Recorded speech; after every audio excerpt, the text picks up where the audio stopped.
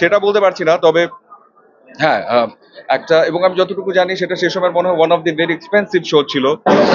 এবং এটাও সত্যি যে সেটার জন্য আসলে জুবায়ের বাবু থেকে শুরু করে টোটাল টিম, সামান ডুইং, এটিভি, সবাই যেভাবে করে এফোর্ট দিয়েছিল সেটারই হয়তো একটা আলাদা জায়গা ছিল।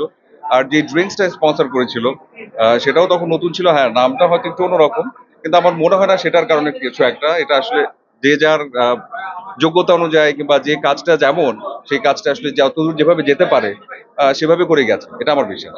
উঠি, থ্যাংক ইউ। বলার জন্য ওটা আমার ফার্স্ট কাজ।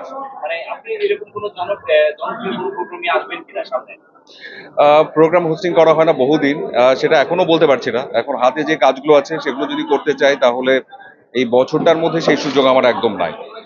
তবে যদি আবারও কখনো তেমন কোনো একটা, কারণ সেই কাজটা যেভাবেই বলি না কেন আসলে টোটাল টিম খুব বেশি একসঙ্গে এফোর্ট দিয়ে একটা কাজ করেছিল।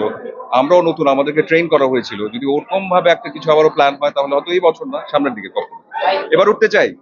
Thank you. শো করে